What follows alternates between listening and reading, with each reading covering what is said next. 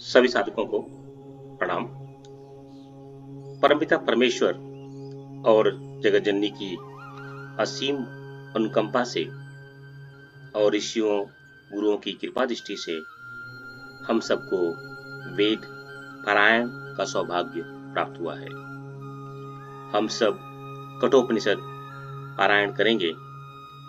इसके पूर्व हम सब सभी देवी देवताओं ऋषियों से प्रार्थना करेंगे ताकि इस पारायण में हुई त्रुटियों के लिए हमें वह क्षमा करें।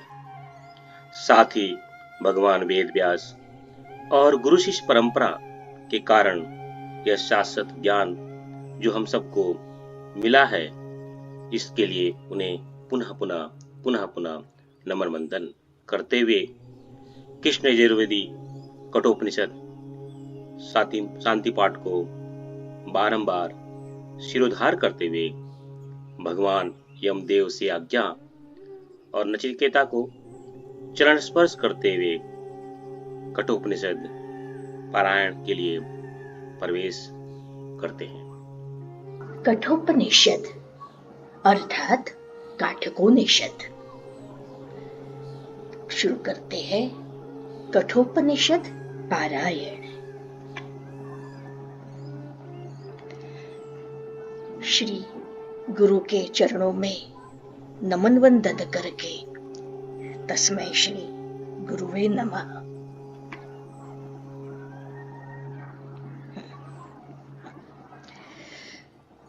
कठ उपनिषद यह कृष्ण यजुर्वेद की कठ शाखा के अंतर्गत है।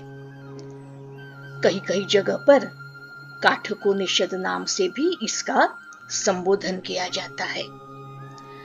कठोपनिषद अधिक सामान्य और प्रचलित नाम है जिसे सब लोग जानते हैं।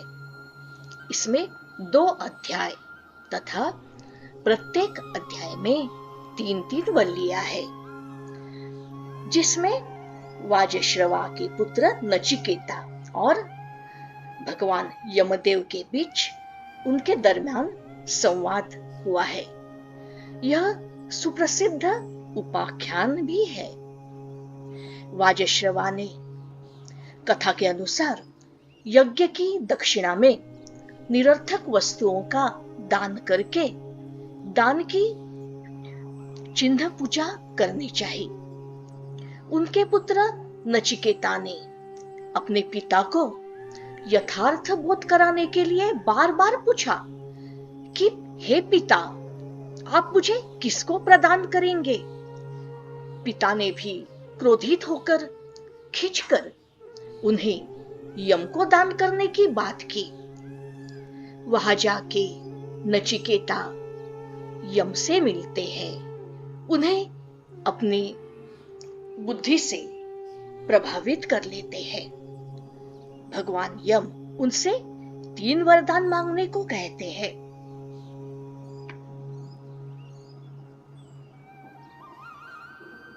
वे पहले वरदान में अपने पिता की प्रसन्नता तथा अनुकूलता, दूसरे वर में स्वर्ग देने वाली स्वर्ग प्रदायनी अग्नि विद्या की मांग करते हैं।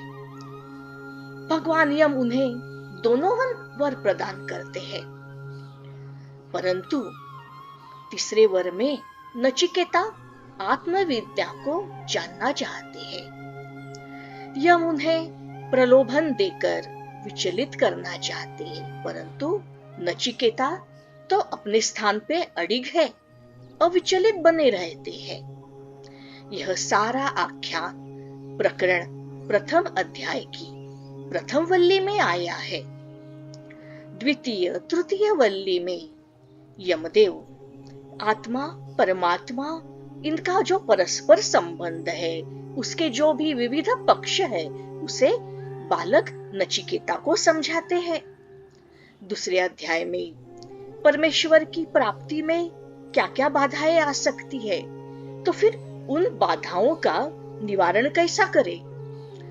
उसके पश्चात हृदय में कैसे प्रवेश करें, हृदय प्रदेश में उनकी स्थिति का, परमेश्वर की स्थिति का वर्णन किया हुआ है।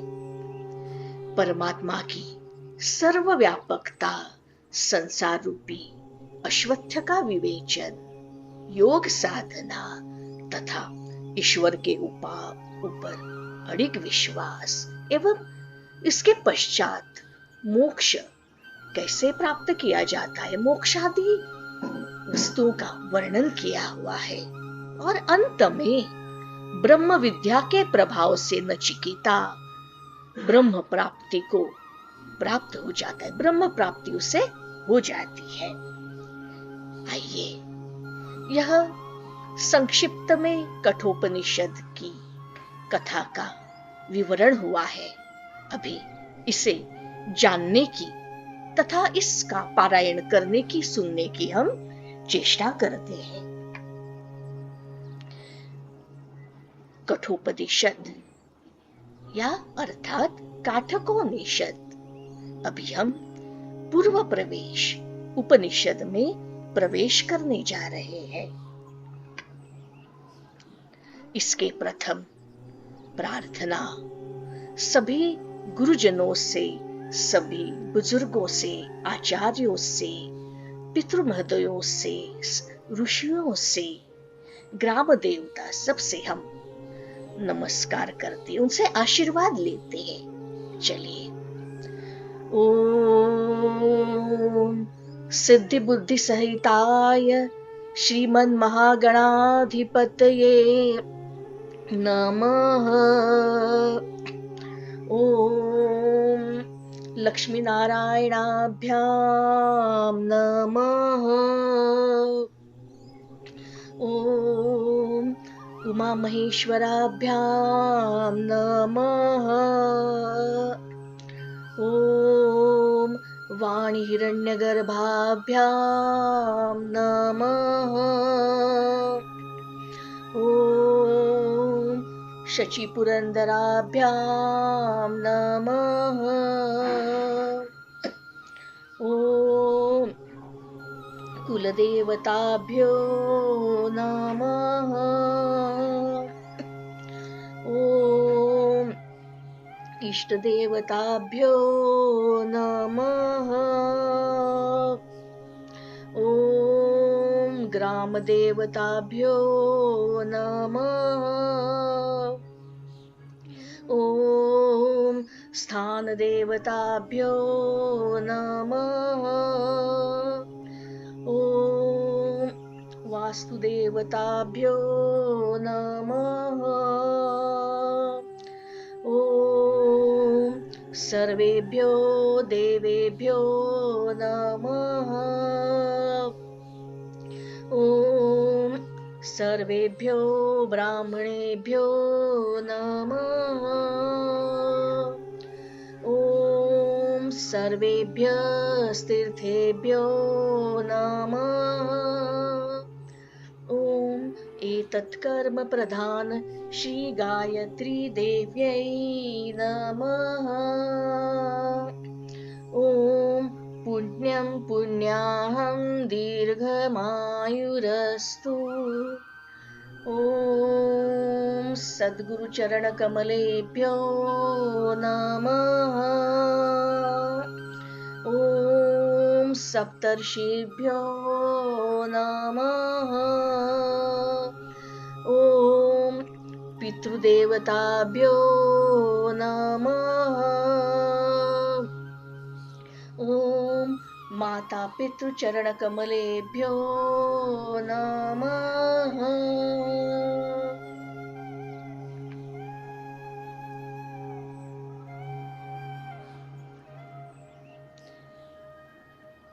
सभी वेदों के जनक ब्रह्मर्षि व्यास, महर्षि व्यास, उनसे प्रार्थना करते हैं, उन्हें नमन वंदन करते हैं, उनसे आशीर्वाद लेते हैं।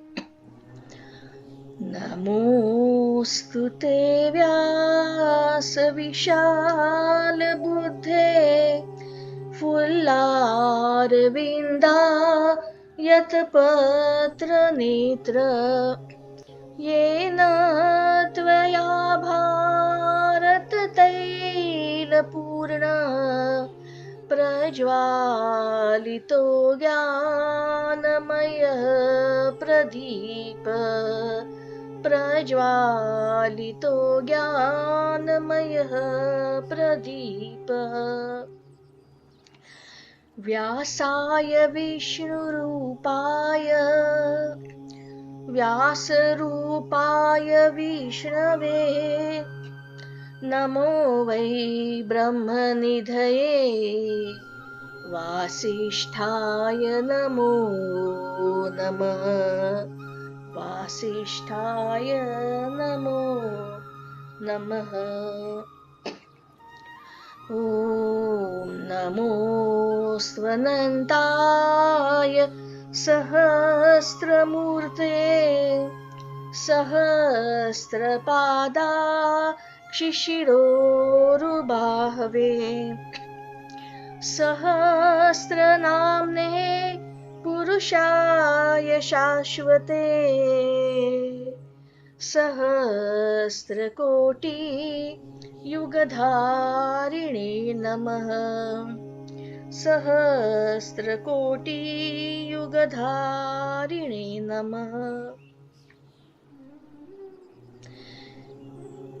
कठोपनिषद पारायण प्रवेश करते हैं। शांति पाठ।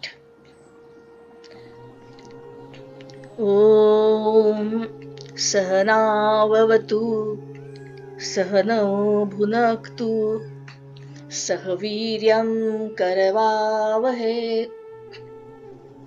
तेजस्विनावधीतमस्तु मा विद्विषावहै।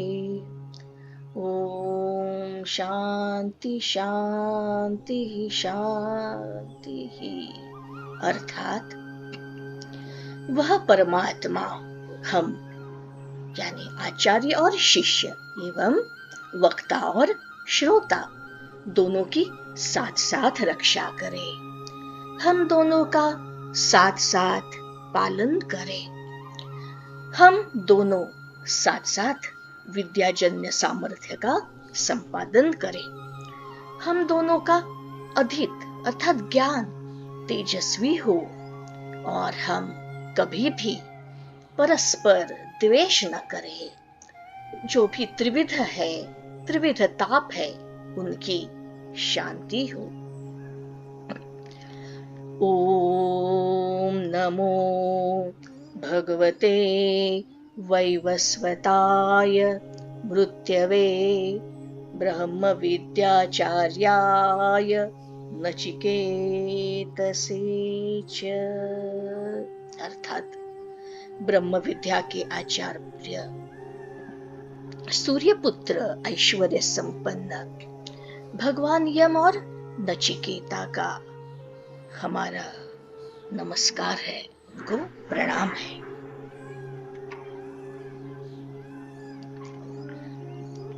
कठोपनिषद प्रथम अध्याय प्रथम वल्ली पारायण।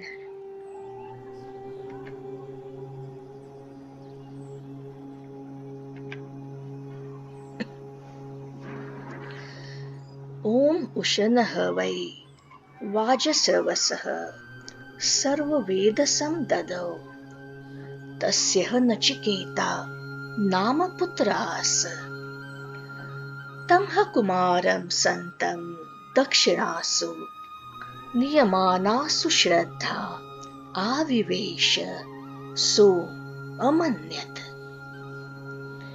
यह एक प्रसिद्ध कथा है कि एक बार यज्ञ फल की इच्छा रखने वाले ऋषि वाजस्रवा के पुत्र वाजस्रवस अर्थात उद्दालक ने विश्वजित यज्ञ में अपने संपूर्ण धनादि पदार्थों का दान कर दिया। उनका नचिकेता नाम का एक पुत्र था।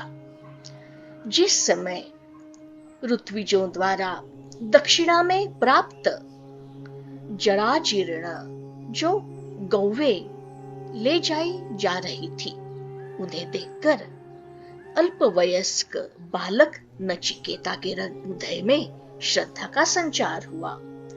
उसने विचार किया,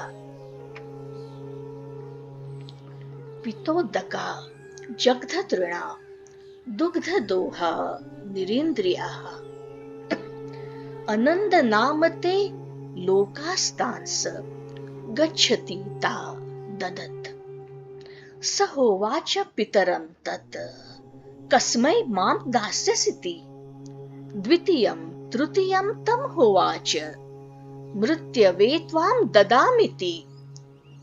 जो गौवें जल पी चुकी थी, घास खा चुकी थी, जिनका दूध दुहा जा चुका था और जो गौवें इंद्रियों के शिथिल हो जाने पर प्रजनन करने में सामर्थ्य से रहित हो गई थी, जो वृद्धावस्था से जीर्ण और निरर्थक हो चुकी थी, उन गौओं का दान करने से मेरे पिता वाजस्रवस निश्चित ही सुखों से रहित नरकादि लोकों को प्राप्त कर लेगी। ऐसा विचार नचिकेता ने किया। नचिकेता अपने पिता से कहते हैं, हे तात, आप मुझे किसको दान स्वरूप देंगे? यही प्रश्न उसने 2-3 बार पूछा। तब पिता ने क्रोधित होकर कहा, मैं तुझे यम को देता हूं। बहुनामेमि प्रथमो बहुनामेमि मध्यमः किं स्विद्यमस्य कर्तव्यं यन्मयाद्य करिष्यति अनुपश्य यथा पूर्वे प्रतिपश्य तथा अपरे सस्यमिव मर्त्यः पच्यते सस्यमिवा जायते पुनः। पिता द्वारा ऐसे कहे जाने पर पुत्र नचिकेता ने विचार किया, अनेक शिष्यों तथा पुत्रों में मुझे प्रथम अर्थात उत्तम स्थान प्राप्त है और बहुतों के बीच में तो मैं मध्यम श्रेणी का हूं। मुझे पिताजी द्वारा यमराज को दिया जा रहा है, तो यम का ऐसा कौन सा कार्य है जो मेरे द्वारा संपन्न हो सकता है? क्रोध में अनर्थमूलक वचन कहे जाने से व्यथित हो रहे अपने पिता से नचिकेता ने कहा, हे तात, आपके पिता महादि पूर्वजों ने जैसा आचरण किया है उस पर आप विचार करें तथा वर्तमान काल के दूसरे श्रेष्ठ सदाचारी जैसा आचरण करते हैं उस पर भी आप दृष्टिपात करें। मरण धर्मा मनुष्य फसल की भांति समय पर पकता है और जर्जर होकर मृत्यु को प्राप्त होता है और पुनः काल क्रम अनुसार उत्पन्न होता है, यानी जन्म लेता है। वैश्वानरः प्रविशत्य तिथि ब्राह्मणो गृहात् तस्यैतां शान्तिं कुर्वन्ति हर वैवस्वतोदकम् आशा प्रत्यक्षे संगतं सुनृतां चेष्टा पूर्वे पुत्र पशुंश्च सर्वान् एतत् वृक्ते पुरुषस्यापमेधसो यस्यान् श्रवन्ति ब्राह्मणो गृहे। पुत्र के वचन से सहमत होकर पिता ने नचिकेता को यम के पास भेज दिया। यम भगवान यम बाहर गए थे। नचिकेता वहीं पे प्रतीक्षारत रहे। लौटने पर यम की पत्नी ने उनसे कहा, वैश्वानर अग्नि ही ब्राह्मण अतिथि रूप में घरों में प्रवेश करते हैं। संभ्रांत जन उनका अर्घ्य और पाद्यादि उनको देके उनके द्वारा उनका सत्कार करते हैं। अतः अर्घ्य हेतु उन्हें जल प्रदान करें।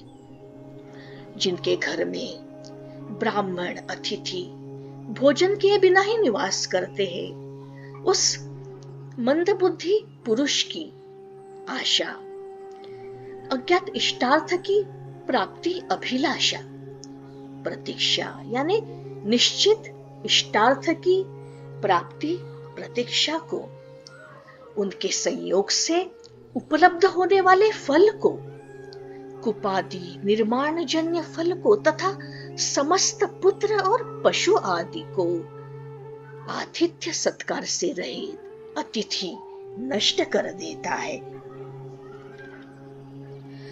तिस्रो रात्रिय दवात्से गृहे में अनश्न ब्रह्मन् नतिर्थिर नमस्यः नमस्ते अस्तु ब्रह्मन् स्वस्ति में अस्तु तस्मात् प्रति त्रिन वरान वृणीष्व। यम का कथन है। यम कहते हैं, हे ब्रह्मन, आप हमारे सम्माननीय अतिथि है, अतः आपको नमन है। हमारा मेरा कल्याण हो। हमारे घर पर आपने जो 3 रात तक बिना भोजन किए ही आपने निवास किया, इसके फलस्वरूप एक एक रात्रि के लिए आप हमसे 3 वर मांग ले।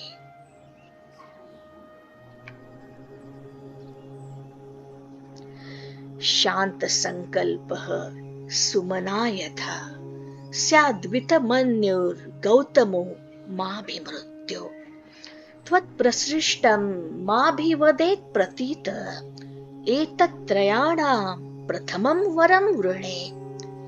नचिकेता कहते हैं, हे यमराज, मेरे पिता गौतम पुत्र उद्दालक मेरे प्रति शांत संकल्प वाले हैं, प्रसन्न मन वाले तथा वह क्रोध से रहित हो जाए।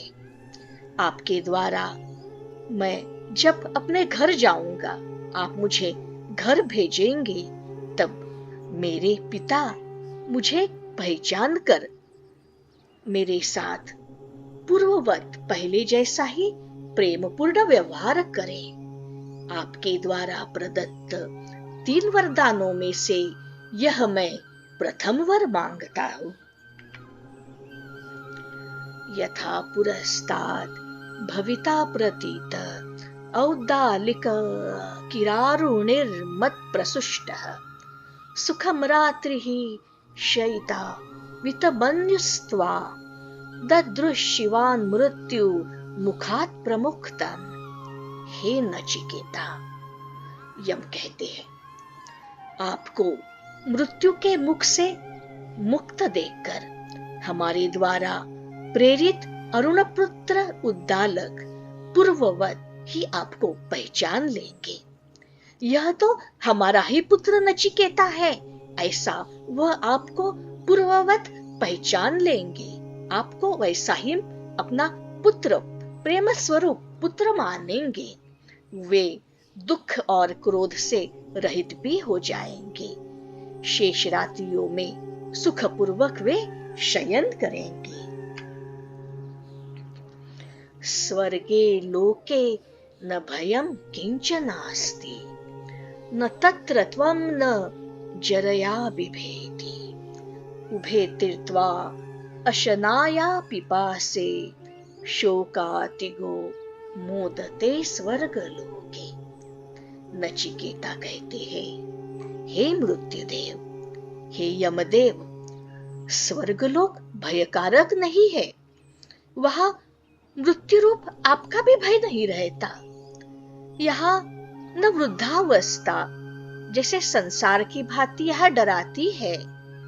स्वर्गलोक में मनुष्य भूख प्यास को पार कर, उनसे परे होकर, शोक से निवृत्त होकर आनंद को प्राप्त करते हैं। स्वत्वमग्निं स्वर्ग मध्येशि मृत्यो प्रब्रूहि त्वं शद्दधानाय मह्य स्वर्गलोका अमृतत्वं भजन्त एतद्वितीयेन वृणे वरेण। नचिकेता कहते हैं, हे यमराज, हे मृत्युदेव, आप स्वर्ग के साधनभूत अग्नि विद्या को भली भांति जानते हैं, अतः मैं श्रद्धालु। यह अग्नि विद्या आप मुझे भली प्रकार समझाए, जिसके द्वारा स्वर्गलोक को प्राप्त हुए पुरुष अमरत्व को प्राप्त करते हैं। इस अग्नि विद्या को मैं द्वितीय वर के रूप में मांगता हूं। यहाँ पे सूत्र का कहना है, श्रद्धया सत्यमाप्यते, श्रद्धा से ही सत्य की प्राप्ति होती है। यहाँ पे बालक नचिकेता श्रद्धा से पूरी थे, श्रद्धा से भर गया है, इसीलिए उसका जो मार्ग है सत्य की ओर जा रहा है, और जो श्रद्धावान है वही सत्य को मांग सकता है, उसे कोई सत्य की प्राप्ति होती है। जैसे आंख से दृश्य, कान से शब्द ग्रहण किए जाते हैं, वैसे ही सत्य को श्रद्धा रहेगी तो ही सत्य को ग्रहण किया जा सकता है। इसलिए नचिकेता ने अपनी श्रद्धा का हवाला देकर विद्यादान की मांग की है। प्रते ब्रवीमि तदुमे निबोध, स्वर्गमग्निं नचिकेतः प्रजानन्, अनंत लोकाप्तिमथो प्रतिष्ठा, विद्धि त्वमेतं निहितं गुहायां। नचिकेता के इस प्रकार कहने पर मृत्युदेव ने कहा, यमदेव ने कहा, हे नचिकेता, स्वर्ग प्रदायिनी अग्नि विद्या को विधि पूर्वक जानने वाला मैं उसे विस्तार पूर्वक आपको कहता हूं। तुम उस विद्या को मुझसे भली प्रकार मन को एकाग्र कर से समझ लो। अनंत लोक यानी स्वर्गलोक को प्राप्त कराने वाली संसार की आधार स्वरूपा इस अग्नि विद्या को गुहा में स्थित समझो। अपनी अंतःकरण की गुहा में इस विद्या को, अग्नि विद्या को स्थित समझो। गुहा में रखी वस्तु गुह्य अर्थात गुप्त, और जिसको प्राप्त करने के लिए बहुत प्रयास करने पड़ते हैं, परिश्रम करना पड़ता है, कठिनाई से जो विद्या प्राप्त होती है उसे कहते हैं गुह्य विद्या। अंतःकरण को भी गुहा कहते हैं। स्वर्ग प्रदायनी अग्नि विद्या के अंतःकरण में स्थित होने का संकेत माचार्य ने किया है। जिस प्रकार काष्ठ में, लकड़ी में लौकिक अग्नि समाहित रहती है, उसी प्रकार अंतःकरण में स्वर्ग प्रदायिनी ऊर्जा सन्निहित रहती है। काष्ठ में अग्नि समाहित रहती है, भले हमारे प्राकृत आंखों से हम उसे देख नहीं पाते, परंतु तो रहती तो वही है। वैसे ही अंतःकरण में भी यह अग्नि प्रदान करने वाली ऊर्जा अंतःकरण के गुहा में रहती है, परंतु हमारी आंखें उसे देख नहीं पाती, हम उसे जान नहीं पाते हैं। आज के पारायण को यही रोकते हैं। आगे के मंत्र का पारायण हम अगली भाग में देखेंगे। आइए सभी जन शांति पाठ करते हैं। ओम सहनावतु सहनौ भुनक्तु सह वीर्यं करवावहै तेजस्विनावधीतमस्तु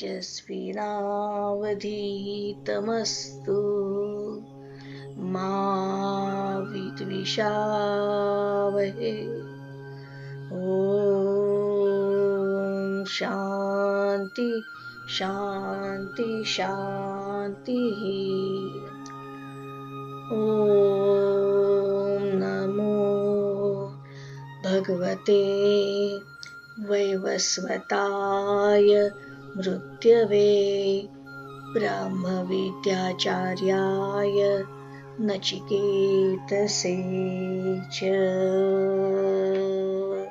कृष्ण यजुर्वेद के कठोपनिषद के प्रथम अध्याय के प्रथम वल्ली के 14 मंत्रों तक का हम सबने पाठ किया। इस पाठ में हम सबने देखा कि यह कठ उपनिषद कठ शाखा के से आई है, जो कृष्ण यजुर्वेद की एक शाखा है। प्रवेश करने के पूर्व हमने यह सभी ऋषियों, मुनियों, पितरों, माता पिता, तीर्थ स्थानों को जो है प्रार्थना की, उनसे आशीर्वाद लिया, और साथ ही हमने भगवान वेद व्यास और सभी गुरुओं को प्रणाम करते हुए उनकी आज्ञा से हम जो है इसमें पूर्व प्रवेश किए, और जो ऋषियों द्वारा निर्देशित कठ उपनिषद का जो शांति पाठ है उसे आत्मसात किया। ओम सहना भवतु सहनो भुनक्तु, और उसके माध्यम से हमने कठोपनिषद के प्रथम अध्याय के प्रथम वल्ली को आत्मसात करने की चेष्टा की।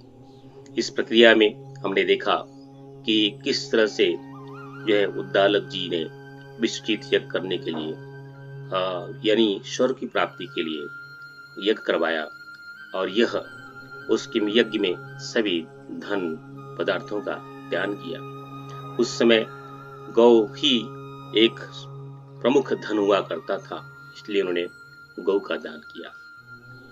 वे गौएं बड़ी निर्जर थी, यानी वह अपने अंतिम अवस्था में थी।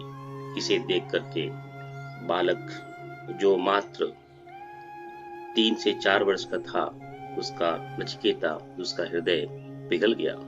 उसने यह समझ में आ गया कि यह पिता जो हैं मेरे लिए जो वस्तुएं हैं वह रख रहे हैं, क्योंकि उन्होंने अच्छी अच्छी गायें रख दी हैं, अर्थात वे मेरे लिए रख रहे हैं और मेरे कारण उन्हें किसी तरह का लांछन न लगे। इसलिए बारंबार पिता को याद दिलाने के लिए उनके पास में जाते हैं और कहते हैं, हे पिता, हे तात, आप मुझे किसी दान करेंगे। बारंबार पूछने से पिता को क्रोध आ गया और पिता ने उसे कहा, मैं तुझे यम को प्रदान देता हूं, क्योंकि उद्दालक वंश की जो परंपरा थी उसमें सत्यनिष्ठ परंपरा थी। पिता की आज्ञा सर्वोपरि थी, और यही पूर्वजों का ज्ञान था नचिकेता के पास में। पिता के शब्दों पे अक्षरशः पालन करना ही उसकी एकमात्र सूत्र था। इसलिए उसने दृढ़ निश्चय किया, भले ही पिता ने क्रोधवश उसे यम को दिया है, फिर भी वह जो है उसका पालन करेंगे।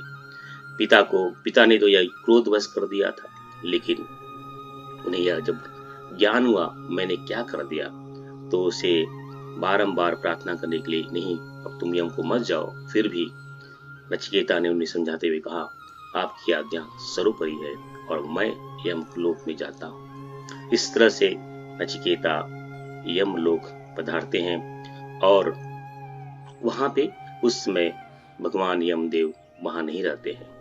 तो बालक नचिकेता 3 दिवस और 3 रात्रि वहां उनका इंतजार करते हैं। 3 दिवस 3 रात्रि के पश्चात जब भगवान यमदेव वहां आते हैं, तो यम देव की पत्नी यमदेव से कहती हैं, हे वैश्वानर, जिस तरह से वैश्वानर अग्नि होता है वह अतिथि के रूप में ही आता है। अतिथि है ना, बिना कोई तिथि के जो प्रवेश करता है उसे अतिथि करता है, अतिथि कहते हैं। और यह तो बालक परम ज्ञानी है, ब्रह्म का ज्ञाता है। जिस तरह वैश्वानर अग्नि प्रवेश करती है उस रूप में इसे आप स्वीकार करें। यह 3 रात से यहाँ पे बिना जल और बिना जो है भूख से आपका इंतजार कर रहा है, इसलिए आप इसका आतिथ्य करें। इस बात को सुनकर भगवान यमदेव उस बालक नचिकेता के पास में आते हैं। वह देखते हैं यह बालक 3 दिवस से भूखा और प्यासा है, इसलिए उन्हें कोई लांछन न लगे, क्योंकि अतिथि का सत्कार करना ही सर्वोपरि होता है। इस भावना से जो है भगवान यमदेव बालक नचिकेता से 3 वर मांगने के लिए कहते हैं। इस वर के रूप में बालक नचिकेता पहला वर मांगता है कि जब उसने पिता से का क्रोध के कारण यहाँ पे आए थे, तो पहला बार होता है, हे भगवान यमदेव, मेरे पिता का क्रोध जो है शांत हो और वह मुझे उनका मन प्रसन्न हो, और जब मैं जब यहाँ से जाऊं तो मुझे पूर्ववत जो है पहचान लें और प्रेम करें। यहाँ पे संदर्भ की बात है कि जब कोई व्यक्ति शरीर छोड़ देता है तभी वह यमलोक में आता है, और जब शरीर छोड़ने के पश्चात में वह जब यमलोक आता है तो सभी मनुष्य उसे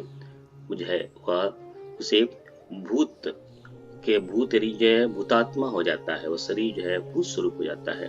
उसमें पुनः अगर किसी जीवात्मा का प्रवेश होता है तो उन्हें लगता है यह कोई दूसरा व्यक्ति है या दूसरी कोई जीवात्मा है। इसी संदर्भ में नचिकेता भगवान यमदेव से कहते हैं कि जब मैं प्रवेश करूं, जब मैं वापस जाऊं तो वह भयभीत न हो, उस शरीर में मुझे पुनः देख करके वह भयभीत न हो, वह मुझे पुनः पहचान ले कि मैं वही उनका बालक नचिकेता हूँ और उनका पूर्ण रूप से यथावत प्रेम व्यवहार मेरे में रहे। और इसके पश्चात यह वरदान प्राप्त करने के पश्चात भगवान यमदेव ने कहते हैं कि दूसरा वरदान मांगो।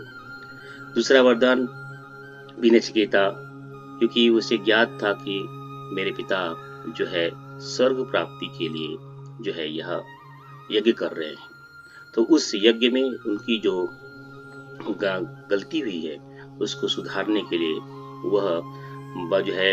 वह अग्नि विद्या और स्वर्ग की विद्या का ज्ञान जो है भगवान यमदेव से दूसरे वर्ग रूप में ग्रहण मांगते हैं, ताकि यह ज्ञान के कारण वह अपने पिता को उसे दे सके और ताकि फिर से पिता उस यज्ञ के माध्यम से, उस विद्या के माध्यम से, अग्नि विद्या के माध्यम से पुनः जो है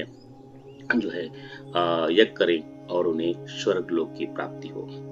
यहाँ पे भगवान यमदेव नचिकेता को दूसरे वर्ग के रूप में अग्नि विद्या, जो गूढ़ विद्या है, यह विद्या की जो गुहा को उन्होंने जो समझाया वो नचिकेता पूर्ण रूप से समझ में आ गया, समझ गए। और जिस तरह से भगवान यमदेव ने उस ज्ञान को नचिकेता को दिया था, अक्षर उसी ढंग से नचिकेता ने भगवान यमदेव को सुना दिया। इससे भगवान यमदेव बड़े प्रसन्न होते हैं। हम सब ने यहाँ तक मिलकर के 14 मंत्रों तक का जो है पारायण किया। पुनः भगवान यमदेव और नचिकेता, भगवान वेद व्यास और सभी गुरुओं के चरणों में कोटि कोटि नमन वंदन। परमपिता परमेश्वर और जगतजननी माँ भगवती की असीम अनुकंपा से हम सब शुक्ल यजुर्वेदी कठोपनिषद के प्रथम अध्याय के प्रथम वल्ली के 14 मंत्रों तक को जो है हमने पाठ किया। इसी भावना के साथ में पुनः बारंबार प्रणाम प्रणाम प्रणाम। तस्मै श्री गुरुवे नमः, तस्मै श्री गुरुवे नमः, तस्मै श्री गुरुवे नमः। इदं गायत्रे नमः, इदं गायत्रे नमः, इदं गायत्रे नमः।